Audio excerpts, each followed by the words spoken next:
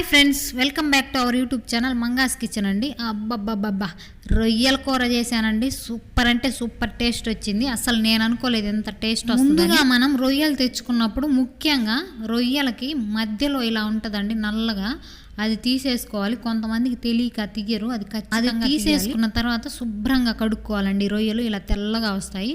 తర్వాత వచ్చేసి మనకు ముఖ్యంగా రొయ్యల కూరకి ఉల్లిగడ్డలు ఎక్కువ పడతాయండి. సన్నగా తరిగి పెట్టుకోవాలి ఉల్లిగడ్డ ముక్కల్ని. తర్వాత వచ్చేసి ఒక టమోటాను తీసుకొని, పెద్ద సైజు టమోటాను సన్నగా తరిగి పక్కన పెట్టుకోవాలి. టమోటా రొయ్యల కూరలలో కొంతమంది వేస్తారు, కొంతమంది వేయరు. నేనైతే తియ్యగా ఉంటుందని ఒక టమోటా తీసుకున్నాను. టమాటా వేసుకుంటేనే బాగుంటుంది, అది ఆప్షనల్ కూడా, ఇష్టం ఉంటే వేసుకోవచ్చు. ముందుగా మనం ఒక బాండి తీసుకొని దాంట్లో పసుపు ఉప్పు కలిపిన రొయ్యల్ని దాంట్లో వేసి మంచిగా కలుపుకోవాలి. ఈ రొయ్యల్ని నీళ్లు ఇంకిపోయేంత వరకు, ఈ రొయ్యలలో నీళ్లు ఇంకిపోయేంత వరకు ఉడకబెట్టాలి. అప్పుడు దానిలో నీచు వాసన పోయి కర్రీ బాగా ఉంటుంది. వాటర్ ఇంకిపోయేంత వరకు ఉడకబెట్టుకొని పక్కన పెట్టేసుకున్న తర్వాత మనం ఒక బాండీ తీసుకొని దాంట్లో ఆయిల్ వేసుకొని, ఆయిల్ బాగా హీట్ అయిన తర్వాత మనం సన్నగా తరిగి పెట్టుకున్న ఉల్లిగడ్డ ముక్కల్ని వేసుకుందాం. ఇప్పుడు మనం కట్ చేసుకున్న సన్నగా తరిగి పెట్టుకున్న ఉల్లిగడ్డ ముక్కల్ని వేసుకొని, అలాగే పచ్చిమిర్చి ముక్కలు కూడా వేసుకొని బాగా కలుపుకుందాం ఒకసారి మంచిగా అన్నీ కలిసేంత వరకు. ఇది ఇలా కలుపుతూ ఉండాలి, మంచిగా ఫ్రై అయ్యేంత వరకు కలుపుకొని. తర్వాత వచ్చేసి బాగా ఫ్రై అయిన తర్వాత ఒక స్పూన్ అల్లం వెల్లుల్లి పేస్ట్ వేసుకుందాం. ఈ అల్లం వెల్లుల్లి పేస్ట్ కూడా మంచిగా కలుపుకుందాం, అంతా పట్టేంత వరకు, కలిసేంత వరకు. ఈ అల్లం వెల్లుల్లి పేస్ట్ అంతా కలిపేసిన తర్వాత ఒక నిమిషం మూత పెట్టుకొని ఆయిల్ పైకి వచ్చేంత వరకు వేగిన తర్వాత మనం కట్ చేసి పెట్టుకున్న టమోటో ముక్కలు వేసుకుందాం. ఈ టమోటో ముక్కలు వేసినప్పుడు కొద్దిగా పసుపు, కొద్దిగా ఉప్పు వేసి మంచిగా కలుపుకుందాం, అంత పట్టేంత వరకు. కలుపుకున్న తర్వాత ఇదంతా మంచిగా కలిపేసి ఒక 2 నిమిషాలు మూత పెట్టుకోవాలండి, బాగా మగ్గేంత వరకు.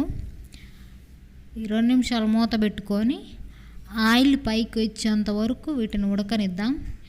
ఇవి ఉడికిన తర్వాత మనం ఉడకబెట్టుకున్న రొయ్యలు వేసుకోవాలి. ఇప్పుడు ఈ రొయ్యలు వేసుకున్న తర్వాత ఒక 2 నిమిషాలు కలిపి 2 నిమిషాలు మూత పెట్టుకోవాలి. ఈ రొయ్యల్ని మంచిగా కలుపుకొని మసాలా అంతా పట్టేంత వరకు, నూనె పైకి వచ్చేంత వరకు ఉడకబెట్టుకుందాం వీటిని సన్న మంట మీద. 2 నిమిషాలు ఇప్పుడైతే మూత పెట్టేసుకుందాం. మూత పెట్టేసిన తర్వాత 2 నిమిషాల తర్వాత నూనె పైకి తేలుతుంది కదా, ఆ టైంలో ఇప్పుడు మనం కారం వేసుకుందామండి. తగినంత, మీరు ఎంత స్పైసీ తింటారో అంత కారం వేసుకోండి. మీరు ఎంత తింటారో అంత కారం వేసుకొని, ఇప్పుడు ఈ కారం వేసుకున్న తర్వాత ముక్కకు పట్టేంత వరకు బాగా కలపాలండి. వీటిని మంచిగా కలుపుకున్న తర్వాత కారం గ్రేవీ అంతా ముక్కలకు పట్టేంత వరకు మంచిగా కలుపుకొని నూనె పైకి వచ్చేంత వరకు మనం మూత పెట్టుకుందాం. చూసారా, ఇది ఇలా అయింది. ఇప్పుడు మనం తగినంత వాటర్ వేసుకుందాం. కొద్దిగా వేసుకోవాలండి వాటర్, ఇది గ్రేవీ కర్రీ కాబట్టి కొద్దిగా వాటర్ వేసుకొని ఒకసారి కలుపుకొని కూర దగ్గర పడేంత వరకు ఉడకబెట్టుకోవాలండి. అంతే, కర్రీ రెడీ. ఇప్పుడు మనం తయారు చేసుకున్న మసాలా పొడి వేసుకొని ఒక్కసారి తిప్పుకొని 2 నిమిషాలు మూత పెట్టుకుంటే కర్రీ రెడీ అండి. సూపర్ అంటే సూపర్ టేస్టీగా ఉంది. మీరు ఒకసారి ఖచ్చితంగా ట్రై చేయండి. ఈ రొయ్యలు అయితే చికెన్ లాగే ఉంటుందండి, కొత్త ఐటెం తిన్నట్టే ఉండదు, చికెన్ లాగా ఉంటుంది. ఖచ్చితంగా మీరు ట్రై చేయండి, ఎవరైనా రొయ్యలు తినని వాళ్ళు ఉంటే. చాలా అంటే చాలా బాగా వచ్చింది, గ్రేవీ దగ్గరికి వచ్చింది, చాలా బాగుంది కూడా. ఖచ్చితంగా మీరు ట్రై చేయండి ఇదే స్టైల్లో.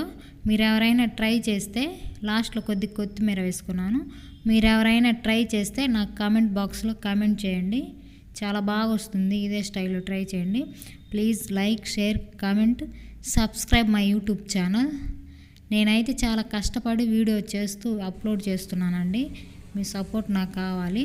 Thank you for watching videos. Curry అయితే సూపర్ అదుర్స్ అసలు.